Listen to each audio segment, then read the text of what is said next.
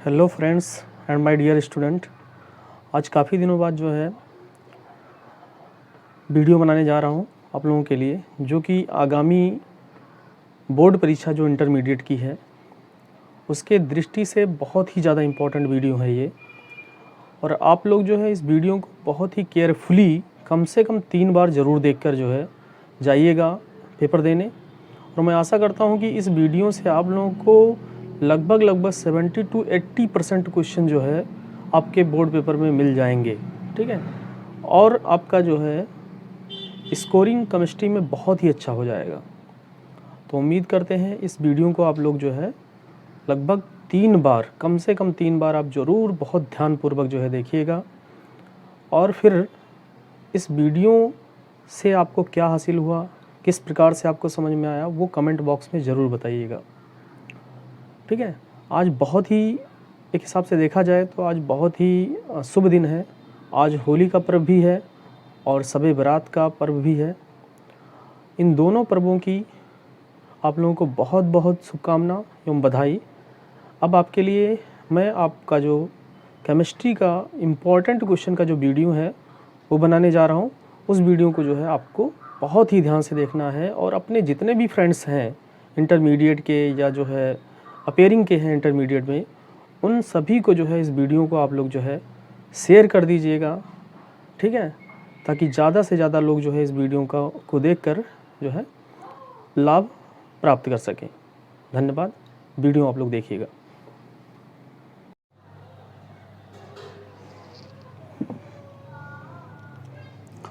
चलिए तो स्टूडेंट्स, आपका जो पहला क्वेश्चन है जो कि आपके बोर्ड परीक्षा के लिए जो है इम्पोर्टेंट है, ये ऑब्जेक्टिव टाइप का क्वेश्चन मैं जो है आपको पहले दे रहा हूँ। पहला क्वेश्चन है कि किसमें वाष्प दाब का अवनमन सबसे अधिक होगा। ये जो क्वेश्चन है आपका जो एक चैप्टर है विलयन, उस चैप्टर का ये क्वेश्चन है। और इस तरह के क्वेश्चन आने की संभावना खासकर जो है विकल्पीय क्वेश्चन में बहुत ज़्यादा संभावना है कि किसमें वाष्प दाब का अवनमन सबसे अधिक होगा। आपके पास ऑप्शन दिया है 0.1 यम BaCl2, 0.1 यम फिनॉल, 0.1 यम स्यूक्रोज और 0.1 यम NaCl। तो ये ध्यान रखिएगा कि जो वाष्प दाब का अवनमन है वो आयनों की संख्या पर जो है डिपेंड करता है। तो फिनॉल का आयनन होता नहीं है, स्यूक्रोज का आयनन होता नहीं है, बाकी बचा NaCl आपका और BaCl2, इन दोनों का आयनन होता है। NaCl का आयनन होगा तो 2 आयन प्राप्त होंगे आपको, एक Na+ का और एक जो है Cl- का।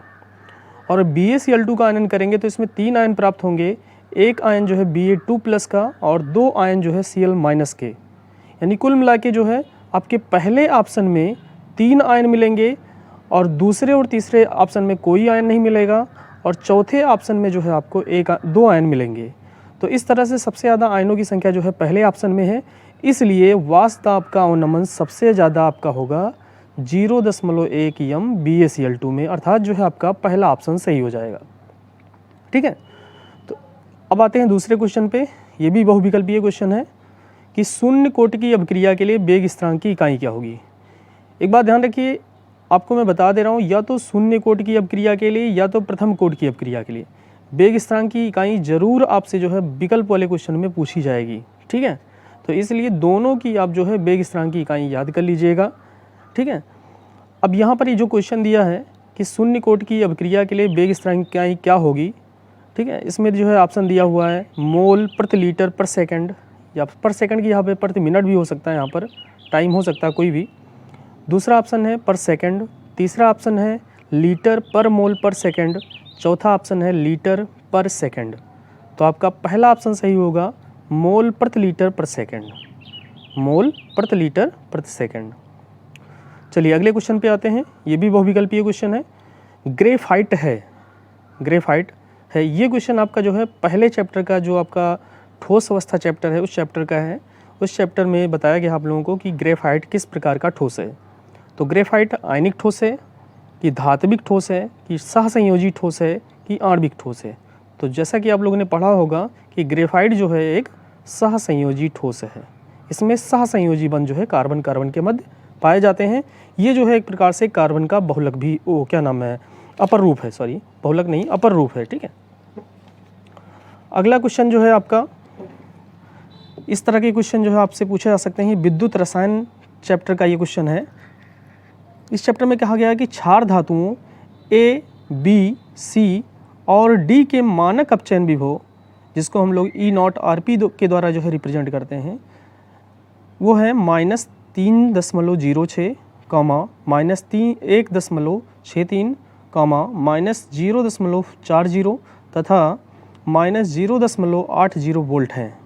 ये ए, बी और सी डी के जो है मानक अपचयन विभव ये क्रम से दी हुई हैं। इनमें सबसे प्रबल अपचायक कौन होगा? तो आप ध्यान रखिएगा, सबसे प्रबल अपचायक वो होगा जिसके लिए मानक अपचयन विभव का मान सबसे कम होगा। तो इन चारों जो है जो आपकी वैल्यू दी हुई है, इसमें आप देखिए जिसका मान जितना ज़्यादा निगेटिव होगा वो मान सबसे ज़्यादा कम होगा। अर्थात जो है ए का जो मानक अपचयन विभव है वो सबसे ज़्यादा निगेटिव है, यानी सबसे ज़्यादा कम है।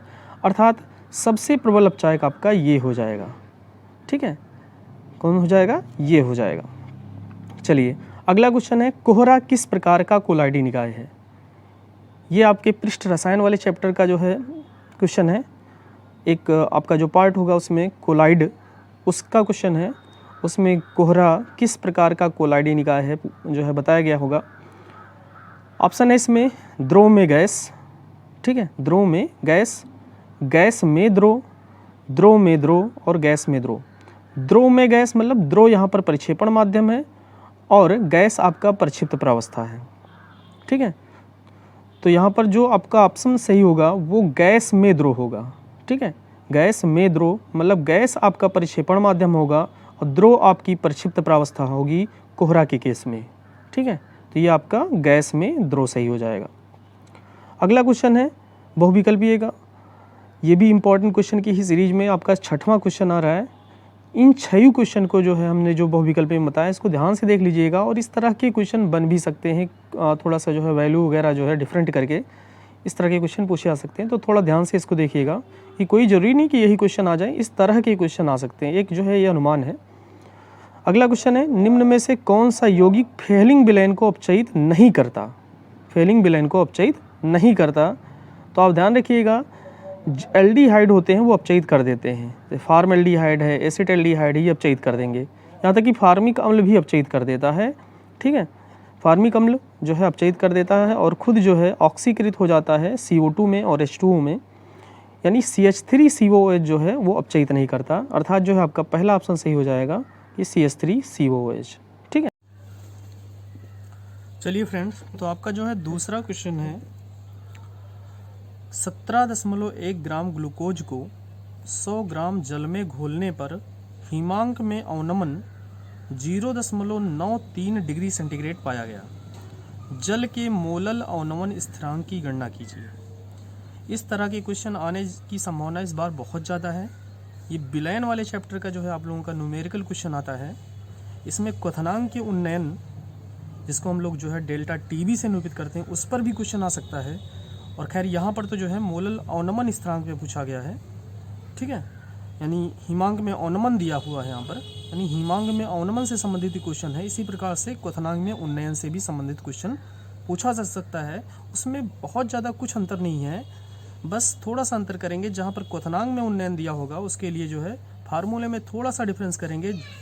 जहाँ पर डेल्टा TF यहाँ पर लिखा है हमने, वहाँ पर डेल्टा TB कर देंगे, और जहाँ पर KF लिखा है यानी मोलल अवनमन स्थिरांक, वहाँ पर हो जाएगा KB यानी मोलल उन्नयन स्थिरांक हो जाएगा।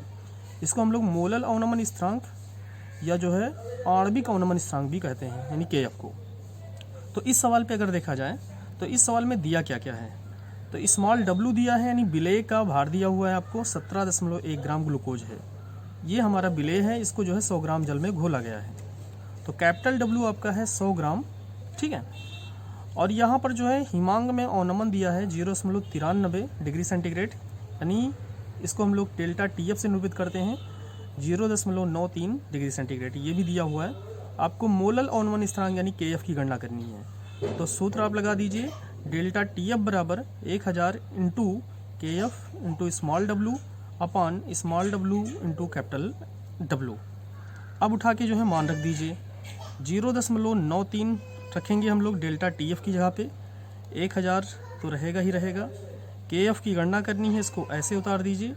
स्मॉल w का मान जो है 17.1 दिया हुआ है, ठीक है, इसको रख दिया हमने। स्मॉल डब्लू का जो है मान, स्मॉल डब्लू क्या है, विलेय का भार, ये दिया हुआ इतना, और स्मॉल एम मतलब होता है विलेय का अणुभार। विलेय हमारा ग्लूकोज है, तो ग्लूकोज के लिए जो अणुभार है वो जो है आप गणना कर लीजिए। ग्लूकोज का फार्मूला आपको पता ही है क्या होता है, C6H12O6। इसी फार्मूले से हम लोग अणुभार निकाल सकते हैं। तो ये हो जाएगा 12 छक 72 और प्लस 12 प्लस 16 छक्का 96, यानी जोड़ देंगे 6 2 8 2 10 के 0 हासिल नहीं 1, और 9 1 10 1 11 और 7 18, यानी 180 जो है अणुभार हो जाएगा आपका जो है ग्लूकोज का। गुणे कैपिटल डब्लू क्या है, विलायक का भार है। तो विलायक का भार कितना दिया हुआ है, 100 दिया हुआ है। अब बस हल कर लेना आपको, 2 जीरो यहाँ से कटा, 1 जीरो यहाँ से कटा, यानी कुल मिला के 3 जीरो कट गए, ठीक है। अब जो है इसको हम लिख सकते हैं KF बराबर क्या लिख सकते हैं, इसका और इसका जो है क्रॉस मल्टीप्लाई हो जाएगा, 18 गुणे 0.93 अपान 17.1, ठीक है। इसको आप लोग हल कर लीजिएगा, जो भी आपका आएगा, जो भी आपका मान आएगा वही जो है आपका आंसर हो जाएगा, ठीक है। तो इस तरह से जो है आप मोलल अवनमन स्थिरांक की जो है गणना कर सकते हैं, ठीक है। चलिए अब अगला सवाल है आपका 58.5 ग्राम NaCl में इकाई सेलों की संख्या ज्ञात करनी है। 58.5 ग्राम में इकाई सेलों की संख्या। ये क्वेश्चन जो है आपके पहले चैप्टर से संबंधित है, जो ठोस अवस्था है उस चैप्टर से संबंधित है। यहाँ पर जो है इस सवाल को हम कैसे करेंगे, तो सबसे पहले हम क्या करें, NaCl के मोलों की संख्या निकाल लें। तो सॉल्व करेंगे हम लोग NaCl के मोलों की संख्या। तो आपको पता है कि मोलों की संख्या बराबर होता है फार्मूला भार बटे अणुभार। तो भार दिया है 58.5, और आपको पता है NaCl का अणुभार भी जो है 58.5 ही होता है, क्योंकि यहाँ पर निकाल लीजिए NaCl का होता है परमाणु भार 23 और क्लोरीन का होता है 35.5, तो दोनों को जोड़ेंगे आप आएगा 58.5, ठीक है। तो इस तरह से आपके मोलों की संख्या कितनी आ गई, 1 मोल। अब आप जानते हैं 1 मोल में इकाई सेलों की संख्या होती है। 1 मोल में, किसी भी पदार्थ के 1 मोल में इकाई सेलों की संख्या जो होती है वो किसकी बराबर होती है, आवोगाड्रो संख्या के बराबर, यानी 6.023 गुणे इसके पावर 23 के बराबर होगी। अब हमें निकालना कितना है, 1 ही मोल में निकालना है। तो लिख देंगे नीचे, चूंकि NaCl FCC के अंतर्गत आता है। FCC यानी फलक केंद्रित क्रिस्टल होता है, जो है NaCl के अंतर्गत आता है, अतः या इसलिए NaCl में, यानी NaCl के 1 मोल में के 1 मोल अर्थात जो है 58.5 ग्राम में सेलों की संख्या, किसके सेलों की संख्या, इकाई सेलों की संख्या बराबर हो जाएगा 6.023 गुणे 10 के पावर 23 बटे जो है 4 से इसको भाग कर देंगे, ठीक है। तो ये कितना हो जाएगा, 4 एकम 4, 2 बचा, 4 पंचे 20, दशमलव लग जाएगा, यानी लगभग आएगा 1.5 गुणे 10 के पावर 23 इतने सेल होंगे, ठीक है। यही आपका जो है आंसर हो जाएगा, ठीक। अब चलिए अगले सवाल पे आते हैं। जो आपका अगला सवाल है, 298 केल्विन पर 0.2 m यहाँ पर दिया है, मोलरता दी हुई है, जो कि सांद्रता जो है KCl की सांद्रता आप लोग जानते हैं कई पदों में व्यक्त की जाती है, मोलरता के पदों में, नॉर्मलता के पदों में, फार्मलता के पदों में, कई पदों में व्यक्त की जाती है, उसी में से एक है मोलरता। तो सवाल है आपका 298 केल्विन पर 0.2 m KCl विलयन की चालकता 0.25 सीमेन पर सेंटीमीटर है, इसमें मोलर चालकता की गणना कीजिए। तो देखिए सवाल में दिया क्या क्या है, आपका दिया है जो विलयन की चालकता है, अर्थात ये जो चालकता दी हुई है वो विशिष्ट चालकता है, जिसको हम लोग कप्पा से लिखते हैं। कप्पा को जो है इस प्रकार से के समान कुछ बनाते हैं, ठीक है, इस प्रकार से बनाते हैं। इसका मान दिया है 0.25 सीमेन पर सेंटीमीटर। आपकी जो सांद्रता दी हुई है m इक्वल टू 0.20 लिख सकते हैं, 0.20, ठीक है, मोल पर लीटर में होता है। अब हमारा जो सूत्र है, सूत्र क्या होता है जो है मोलर चालकता निकालने के लिए, इसके लिए हम इसको लैम्डा m या जो है म्यू से निरूपित करते हैं मोलर चालकता को। इसके ये बराबर होता है कप्पा इंटू 1000/c, जहाँ पर c है कंसंट्रेशन। कंसंट्रेशन अगर जो है मोलरता में दी है तो c की जगह पे हम लोग m भी लिख सकते हैं।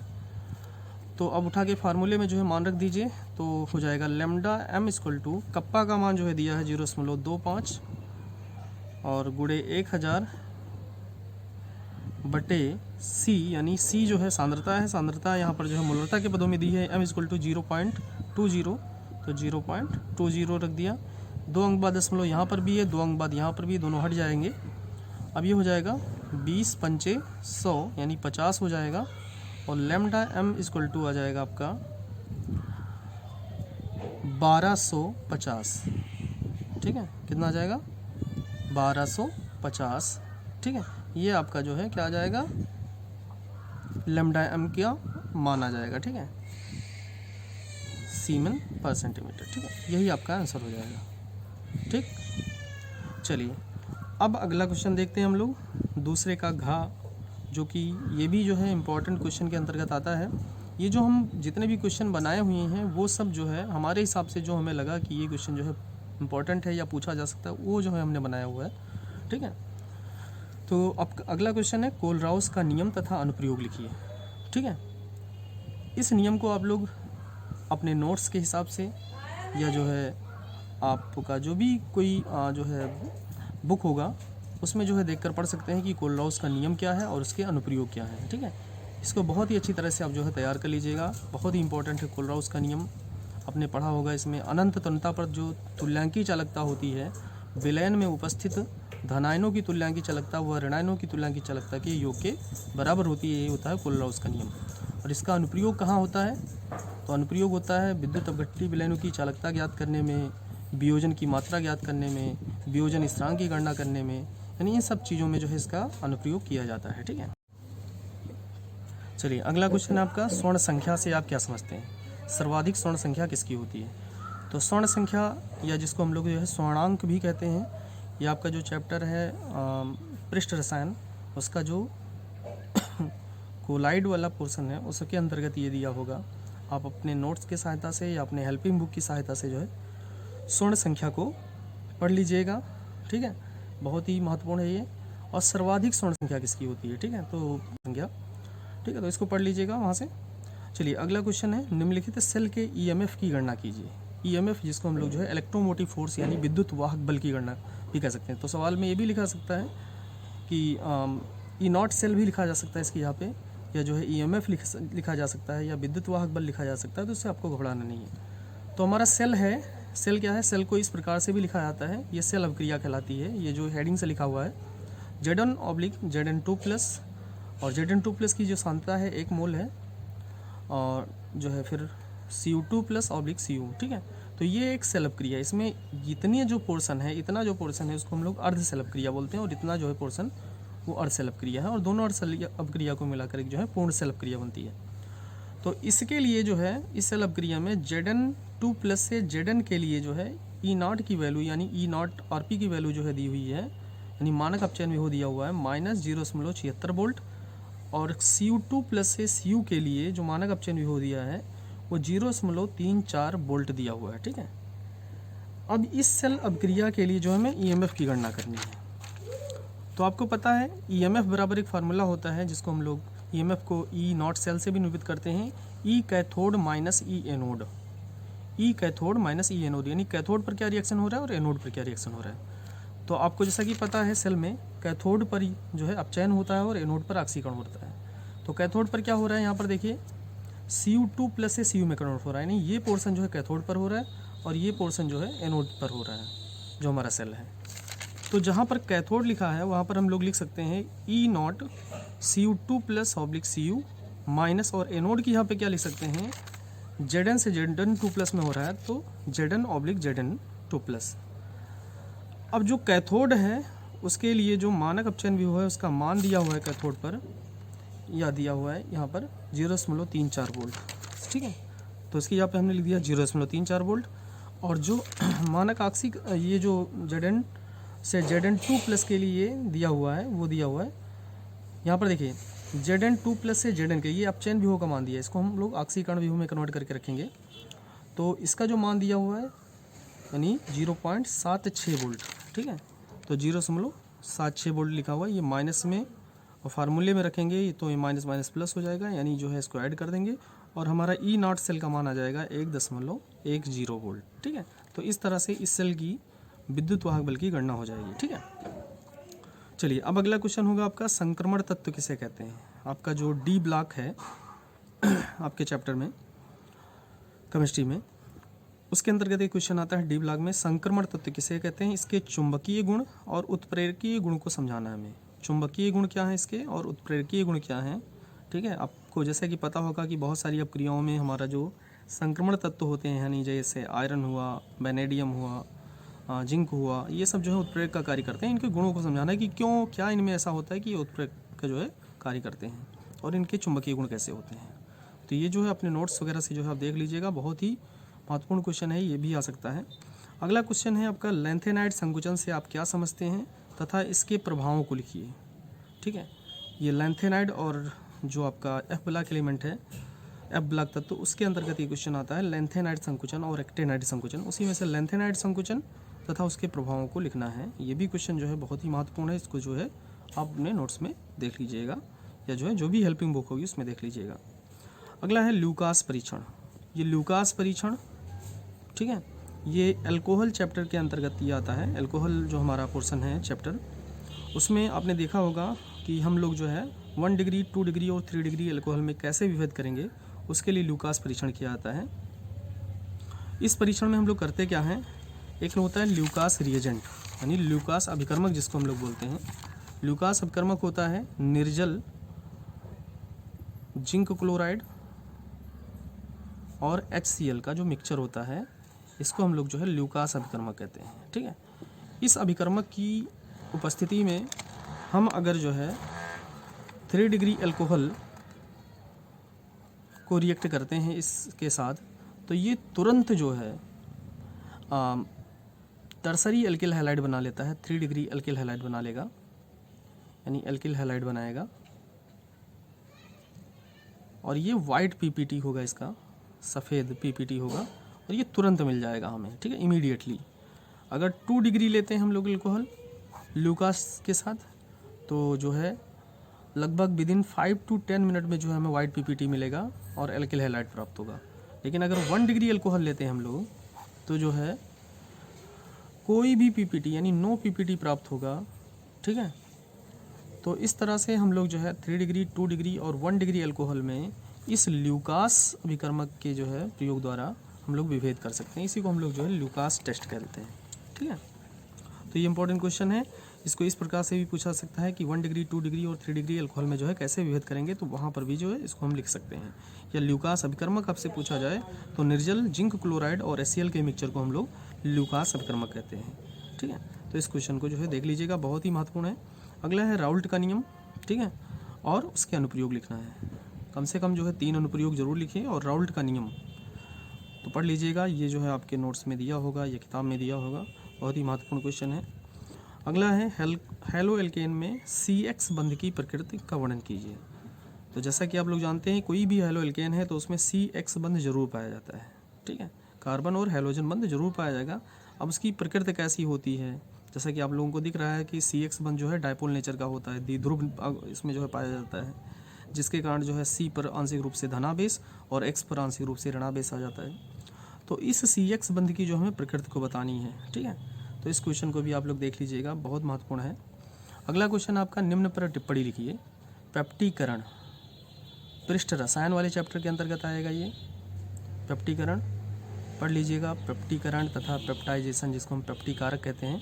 पेप्टीकारक क्या है, ठीक है, यानी आपने पढ़ा होगा पेप्टीकरण क्या होगा। तो इसको जो है बहुत ही केयरफुली देख लीजिएगा, बहुत महत्वपूर्ण क्वेश्चन है। अगला है टिंडल प्रभाव, ये भी बहुत महत्वपूर्ण क्वेश्चन है। कैनिजारो अपक्रिया और एल्डाल संघनन, ठीक है। उसके बाद रीमर टीमन अपक्रिया, अस्कंदन, ये भी जो है पृष्ठ रसायन वाले चैप्टर का है, ये भी पृष्ठ रसायन का है, ये पृष्ठ रसायन का है। कैनिजारो और एल्डाल संघनन आपको एल्डिहाइड और कीटोन वाले चैप्टर का है। रीमर टीमन अपक्रिया जो है आपको फिनाल वाले चैप्टर में मिल जाएगी। अगला है कार्बिल एमीन अपक्रिया, ठीक है, या इसको हम लोग आइसोसाइनाइड परीक्षण भी बोलते हैं इस अपक्रिया को। ये जो है नाइट्रोजन युक्त कार्बनिक यौगिक वाले चैप्टर में मिल जाएगी, बहुत ही महत्वपूर्ण अपक्रिया है, ठीक है। तो ये क्वेश्चन देख लीजिएगा। तो ये इन सब पर जो है टिप्पणियाँ पूछी जा सकती हैं या वैसे जो है रिएक्शन के रूप में पूछा जा सकता है। अगला क्वेश्चन है आपका, अपक्रिया के वेग से आप क्या समझते हैं? एक प्रथम कोटि की अपक्रिया 10 मिनट में 20% पूर्ण होती है। अपक्रिया के 75% पूर्ण होने में लगने वाला समय ज्ञात कीजिए, ठीक है। तो इस तरह के क्वेश्चन इस बार आने की संभावना बहुत ज़्यादा है। ये आपके रासायनिक बलगतकी वाले चैप्टर का है। तो सबसे पहले अपक्रिया के वेग से आप क्या समझते हैं? तो चूँकि आपको पता है कि अपक्रिया का वेग जो होता है किसी एकांक समय में अभिकारक की सांद्रता में होने वाले परिवर्तन को हम लोग अपक्रिया का वेग कहते हैं, ठीक है। और फिर कह रहे हैं एक प्रथम कोटि की अपक्रिया 10 मिनट में 20% पूर्ण होती है, तो अपक्रिया के 75% पूर्ण होने में लगने वाले समय ज्ञात कीजिए। तो आप सबसे पहले जो है 20% के लिए निकालेंगे, 20% के लिए निकालेंगे। यहाँ पर आपका जो है टी बराबर दिया है 10 मिनट, ठीक है, और ए बराबर जो है 100 लेंगे, प्राथमिक सांद्रता 100 लेंगे, और ए माइनस एक्स इक्वल टू हो जाएगा 100 माइनस 20 यानी इक्वल टू 80 हो जाएगा। ए माइनस एक्स बराबर, अब प्रथम कोटि की अपक्रिया का समीकरण लगा दीजिए। प्रथम कोटि की अपक्रिया के समीकरण से, प्रथम कोटि की अपक्रिया का समीकरण क्या होता है? के बराबर 2.303 upon T into log base 10 A by A minus X, ये फार्मूला होता है प्रथम कोटि की अपक्रिया का। यहाँ से हम के की वैल्यू निकाल लें, 2.303 अपान टी के जहाँ पे 10 मिनट है, लॉग बेस 10, ए की वैल्यू 100 बटे 80 हो जाएगी, 0 0 कट जाएगा। इसको हम लिख सकते हैं 2 चौके 8 और 2 पंचे 10, यानी लॉग बेस 10 514 हो गया, यानी लॉग 5/4। इसको यानी लॉग यम बटे एन के रूप में है, तो इसको हम लोग लिख सकते हैं लॉग 5 माइनस लॉग 4, ठीक है। लॉग 5 की वैल्यू रख दीजिए, उसके बाद लॉग 4 की वैल्यू रख दीजिए, उसके बाद दोनों को घटा दीजिए और उसके बाद इसको हल कर लीजिए। जो आएगी वो के की वैल्यू आ जाएगी। तो के की वैल्यू रखकर एक बार फिर से जो है प्रथम कोटि की अपक्रिया का समीकरण लगाएंगे, लेकिन 75% के लिए लगाएंगे, ठीक है। अब उसमें आप जो है टी की वैल्यू निकाल लेंगे, तो टी बराबर जब के इधर लेके जाएंगे तो हो जाएगा 2.303 अपान के हो जाएगा, और के की जहाँ पे वो जो मान आया है उसको रख देंगे, और फिर लॉग बेस 10, ए की जहाँ पे 100 हो जाएगा, और 100 बटे 75, 100 माइनस 75 यानी हो जाएगा 25, इसकी यहाँ पे ए माइनस एक्स, 25 चौके 100 यानी लॉग 4 का मान रख देंगे, और जो है के का मान आपको जो है पहले समीकरण से निकला ही होगा, उसको रख के आप जो है टी निकाल लेंगे। आपका जो भी आएगा वो आ जाएगा समय, ठीक है। तो इसको जो है क्वेश्चन को आप लोग कर लीजिएगा। इस तरह के क्वेश्चन आपको जो है बहुत करवाए गए होंगे, बहुत ही महत्वपूर्ण क्वेश्चन है। अगला है हीलियम के प्रमुख उपयोग लिखिए, ठीक है। हीलियम के उपयोग जो है पूछा जा सकता है आपसे।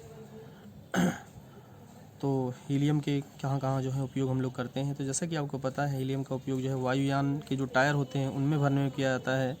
इसके अलावा जो है जो गोताखोर लोग होते हैं उनके जो ऑक्सीजन सिलेंडर होते हैं उसमें जो है इनका मिक्सचर भरा जाता है हीलियम का, ठीक है। ऐसे ही कई जगहों पर जो है हीलियम का उपयोग जो है होता है, उसको जो है आप लोग देख लीजिएगा। अगला है निम्न के आईपीएससी नाम लिखिए। उपसह संयोजन यौगिकों का आईपीएससी नाम बहुत पूछा जाता है, ये जो है इस पे क्वेश्चन जरूर रहेगा, तो इसको बहुत केयरफुली देख लीजिएगा। जैसे एक जो है पहला दिया हुआ है कंपाउंड K3FeCN6, ठीक है। तो इसका जो है आईपीएससी नाम क्या होगा? अब इसके लिए पूरा नियम वगैरह पढ़ना होगा, खैर हम यहाँ पर डायरेक्ट नेम बता रहे हैं। तो इसका नाम हो जाएगा पोटेशियम हेक्सासाइनोफेरेट, और ऑक्सीकरण संख्या आएगी 3, तो रोमन अंकों में 3 लिख देंगे ब्रैकेट में।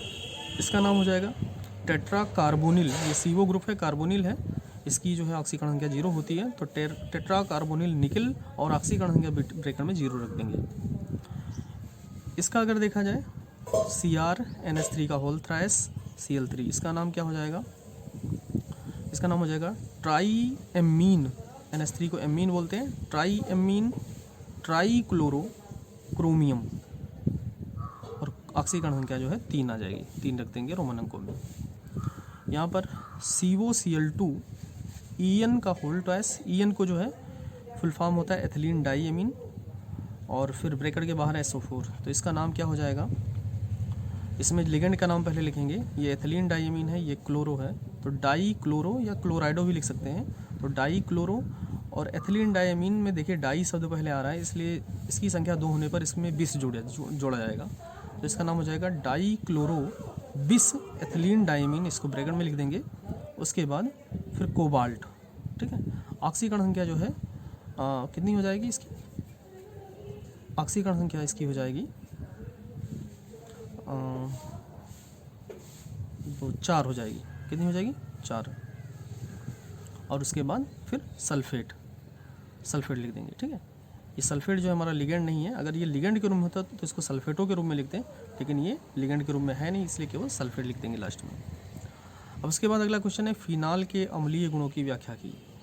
तो आपको जैसा कि पता है कि फिनाल एक दुर्बल अम्ल होता है, इसमें जो है फिनाल जो होता है और वो अपने जो है OH में जो H होता है उसको त्याग सकता है H+ के रूप में, और इसका जो इलेक्ट्रॉन होता है वो यहाँ पर आ जाता है, वो फिनॉक्साइड आयन बनाता है, और फिनॉक्साइड आयन जो है रिजोनेंस स्ट्रक्चर शो करता है, इस कारण जो है फिनाल जो है अम्लीय गुण रखता है। तो इस तरह के क्वेश्चन जो आप लोग देख लीजिएगा, फिनाल के अम्लीय गुणों की व्याख्या करने वाला, ठीक है। इसमें फिनॉक्साइड आयन का जो है रिजोनेंस दिखाकर जो है इसके अम्लीय गुणों की व्याख्या कर सकते हैं। अगला है हैलोजन के ऑक्सो अम्लों की संरचना लिखिए। तो ऑक्सो अम्ल होता क्या है? तो जिस कंपाउंड या जिस एटम का या जिस एलिमेंट का जो है हम लोग ऑक्सो अम्ल पढ़ते हैं, उसमें उस एटम के अलावा हाइड्रोजन और ऑक्सीजन होनी चाहिए, ठीक है। तो जैसे अभी क्लोरीन का ऑक्सो अम्ल तो HClO4 हो जाएगा, HClO3 हो जाएगा, ठीक है। इस तरह के ऑक्सो अम्ल हो जाएंगे, ठीक है। तो ये सब जो है हैलोजन के ऑक्सो अम्ल हो जाएंगे। इनका जो है संरचना हमें बनानी है कि किस प्रकार से संरचना बनाएंगे। तो संरचना आप लोग बना सकते हैं, जैसे HClO4 का बनाना है हमें, तो आप जानते हैं कि Cl जो है अपने ऑक्टेट का प्रसार कर सकता है, अष्टक का प्रसार कर सकता है। तो Cl को बीच में रखकर जो है सभी तरफ जो है हम लोग ऑक्सीजन जोड़ सकते हैं, ठीक है, और एक तरफ जो है ऑक्सीजन के साथ हम लोग हाइड्रोजन को जोड़ देंगे, ठीक है। तो इस तरह से बहुत ही आसानी से जो हम लोग इसकी संरचना बना सकते हैं।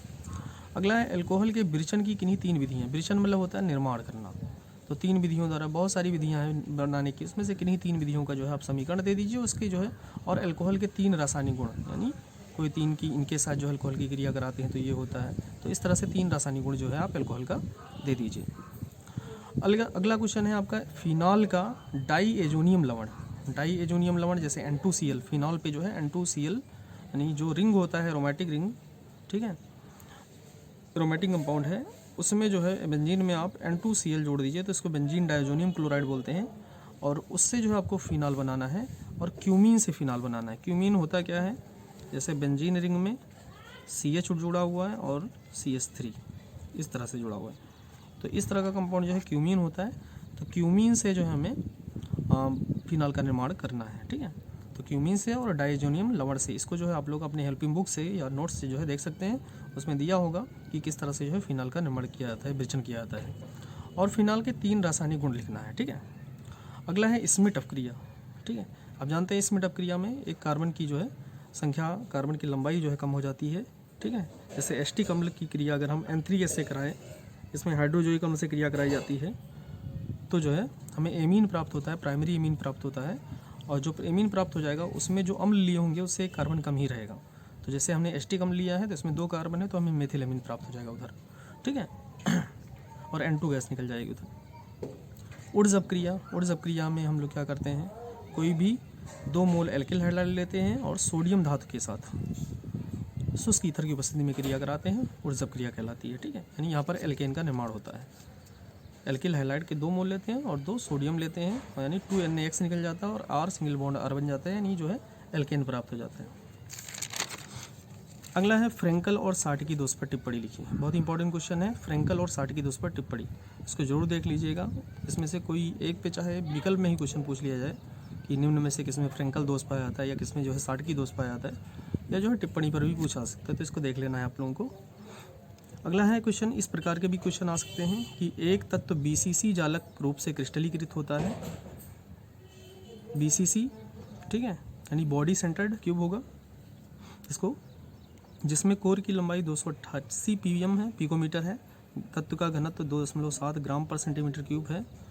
208 ग्राम तत्व में परमाणु की संख्या कितनी होगी?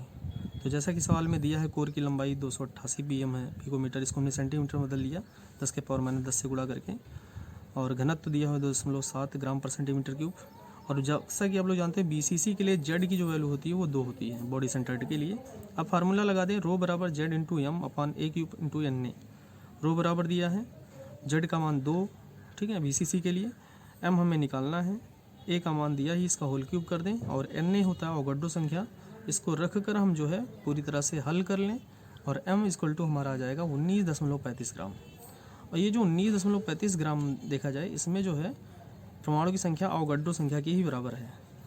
तो हमें 208 ग्राम में निकालना है, तो 208 ग्राम में जो है इसको हम गुणा कर लें, यानी 19.35 ग्राम में परमाणु की संख्या अवोगाड्रो संख्या के बराबर, तो 208 ग्राम में इसको हल कर लें, हमारा आ जाएगा 6.47 × 10 के पावर 24 परमाणु आ जाएंगे, ठीक है। तो इस तरह से इतने क्वेश्चन जो हमने अभी तक बताए, इसको बहुत जो है ध्यानपूर्वक देखिएगा। जहाँ पर आपको दिक्कत होगी वहाँ पर जो है वीडियो को पॉज कर लीजिएगा और समझ लीजिएगा, या कहीं पर आपको ज़रूरत होगी तो वीडियो का स्क्रीनशॉट ले लीजिएगा, ठीक है। आप इसको 2-3 बार ध्यान से देखिए, इस तरह की क्वेश्चन संभावना बहुत है पूछे जाने की, ठीक है।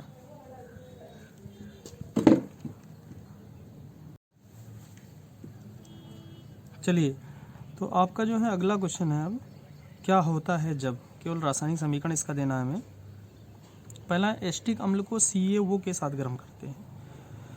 एस्टिक अम्ल को CaO के साथ गर्म करते हैं, यानी क्या होता है जब एस्टिक अम्ल को CaO के साथ गर्म करते हैं। तो इसका रिएक्शन हमने इधर दिया हुआ है। एस्टिक अम्ल को CaO के साथ हम NaOH के प्रेजेंस में, ठीक है, गर्म करते हैं। यानी NaOH और CaO का जो मिक्सचर होता है उसको सोडा लाइम कहते हैं। इसके साथ जब गर्म करते हैं हम, तो Ca जो है CO3 बन के जो है निकल जाता है, और CH4 प्राप्त हो, यानी मेथेन प्राप्त हो जाता है। यानी एस्टिक अम्ल को जब CaO के साथ गर्म करते हैं तो हमें मेथेन प्राप्त होता है। ये रिएक्शन आपका हो जाएगा, ठीक है, पहले क्वेश्चन के लिए। ध्यान से देख लीजिए, या इसका स्क्रीनशॉट ले लीजिए आप लोग। एस्टिक अम्ल को CaO के साथ गर्म कर देंगे NaOH के प्रेजेंस में, तो CH4 प्राप्त होगा और CaCO3 प्राप्त होगा। चलिए, दूसरा है रिएक्शन, क्या होता है जब बेंजोइक अम्ल को अमोनिया के साथ गर्म करते हैं, ठीक है। बेंजोइक अम्ल को अमोनिया के साथ गर्म करते हैं, तो बेंजोइक अम्ल को अगर हम अमोनिया के साथ गर्म करेंगे तो हमें जो है अमोनियम बेंजोएट प्राप्त होगा। अमोनियम बेंजोएट इसका नाम होता है। यानी बेंजीन रिंग में ऊपर जो है हम COONH4 जोड़ देंगे, अमोनियम बेंजोएट, और इसको गर्म करेंगे तो यहाँ से H2O का 1 मोल बाहर निकलेगा, और आपको जो है प्राप्त होगा C6H5 CONH2, यानी बेंजामाइड प्राप्त होगा। अगर इसको भी हीट करें तो 1 मोल और H2O का निकल जाएगा, और केवल CN बचेगा, यानी ये आपका बन जाएगा C6H5CN, ठीक है। तो ये आपका मुख्य उत्पाद हो जाएगा, ठीक है। चलिए, अगला रिएक्शन लेते हैं हम लोग। क्या होता है जब फार्मिक अम्ल को फेलिंग विलेन के साथ गर्म करते हैं। फार्मिक अम्ल को फेलिंग विलेन के साथ गर्म करते हैं। फार्मिक अम्ल का सूत्र होता है HCOH, और फेलिंग विलेन का CuO, यानी क्यूप्रिक ऑक्साइड। इसके साथ गर्म करेंगे तो फार्मिक अम्ल जो है वो ऑक्सीकृत हो जाएगा, यानी ये एक प्रकार से ये ऑक्सीकारक होता है, यानी ये ऑक्सीकरण करवाता है, ठीक है।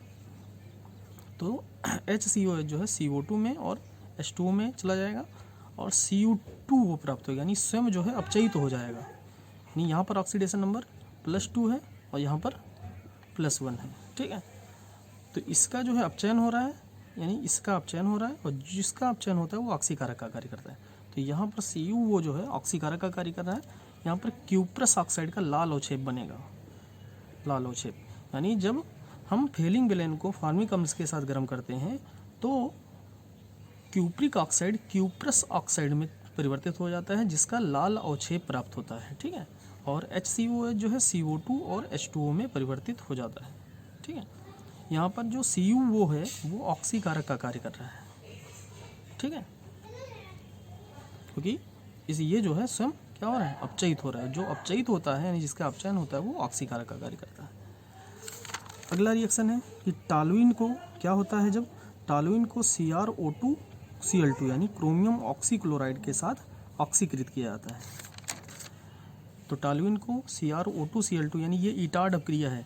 ईटार्ड अपक्रिया को इस रूप में पूछा गया है कि क्या होता है जब टॉलुइन को CrO2Cl2 के साथ गर्म किया जाता है। तो यहाँ पर हमें जो है बेंजल्डिहाइड प्राप्त होता है। ध्यान दीजिएगा, यहाँ पर हमें बेंजल्डिहाइड प्राप्त होगा मुख्य उत्पाद के रूप में जब हम CrO2Cl2 के साथ जो है गर्म करेंगे इसको, ठीक है। अगला रिएक्शन है क्या होता है जब एस्टेमाइड को Br2 तथा KOH के साथ गर्म किया जाता है। एस्टेमाइड को Br2 तथा KOH के साथ गर्म किया जाता है। ये रिएक्शन जो है आपका हाफमैन ब्रोमोएमाइड अपक्रिया है। हाफमैन ब्रोमोएमाइड अपक्रिया में हम लोग जो है एस्टामाइड को अगर ब्रोमीन और क्षार के साथ गर्म करते हैं तो यहाँ पर भी कार्बन श्रृंखला की लंबाई में जो है कमी हो जाती है और हमें CH3NH2 यानी प्राइमरी एमीन प्राप्त होगा और जो है K2Cr2 Kbr और H2O ये सब निकलेंगे। इसको आप बैलेंस कर लीजिए, ठीक है। यानी यहाँ पर भी जो है मुख्य उत्पाद में एक कार्बन की कमी आ जाती है, ठीक है। ये हाफमैन ब्रोमोएमाइड अपक्रिया के अंतर्गत आएगा। अगला आपका जो है क्वेश्चन है कैसे प्राप्त करेंगे एथिल अल्कोहल से मेथिल अल्कोहल। पहला क्वेश्चन है यानी एथिल अल्कोहल से मेथिल अल्कोहल कैसे प्राप्त करेंगे। तो क्या करेंगे आप, एथिल अल्कोहल का पहले ऑक्सीकरण करा दीजिए किसी प्रबल ऑक्सीकारक की उपस्थिति में। तो एथिल अल्कोहल जो है एस्टिक अम्ल में कन्वर्ट हो जाएगा और एस्टिक अम्ल को सोडा लाइम यानी NaOH और CO के साथ गर्म करेंगे तो फिर वही चीज़ होगा, CaCO3 निकलेगा। NaOH जो है यहाँ पर जो है एक प्रकार से उत्प्रेरक का कार्य कर रहा है तो यहाँ पर CH4 आपको प्राप्त होगा। अब CH4 का जो है क्लोरीनेशन करा दीजिए, क्लोरीनीकरण करा दीजिए HNO की उपस्थिति में, प्रकाश की उपस्थिति में, तो CH3Cl प्राप्त होगा और CH3Cl का जो है आप हाइड्रोलिसिस करा दीजिए तो CH3OH यानी मेथिल अल्कोहल मिल जाएगा आपको। तो इस तरह से एथिल अल्कोहल से आपको मेथिल अल्कोहल प्राप्त हो जाएगा, ठीक है। चलिए अगला क्वेश्चन है फार्मिक अम्ल से एस्टिक अम्ल कैसे प्राप्त करेंगे। फार्मिक अम्ल से एस्टिक अम्ल कैसे प्राप्त करेंगे। तो क्या करें, फार्मिक अम्ल का हम पहले अपचयन करवाएं। अपचयन कराएंगे तो आपको पता है अम्ल का अपचयन कराते हैं तो अल्कोहल बनता है। जितने कार्बन का अम्ल होता है उतने कार्बन का अल्कोहल बनेगा। तो फार्मिक अम्ल का अपचयन कराएंगे तो मेथिल अल्कोहल बनेगा और मेथिल अल्कोहल की क्रिया हम जो है HCN से करा दें तो CH3CN प्राप्त होगा और एक जो है H2O निकल जाएगा आपका। और CH3CN का हाइड्रोलिसिस कराएं तो आपको पता है CN का हाइड्रोलिसिस कराते हैं तो COH में कन्वर्ट हो जाता है वो, तो CH3COH यानी एस्टिक अम्ल प्राप्त हो जाएगा, ठीक है। चलिए अगला क्वेश्चन है अमोनिया से यूरोट्रोपिन कैसे प्राप्त करेंगे। अमोनिया से यूरोट्रोपिन कैसे प्राप्त करेंगे। तो इसमें 4 मोल आप अमोनिया का लीजिए और 6 मोल जो है फॉर्मेल्डिहाइड HCHO। HCHO को हम लोग CH2O भी लिख सकते हैं, ठीक है। तो ये कंपाउंड आपको प्राप्त होगा CH2 का होल 6N4 यानी इसको हम लोग हेक्सामेथिलीन टेट्राएमीन भी कहते हैं। Hexamethylene tetraammine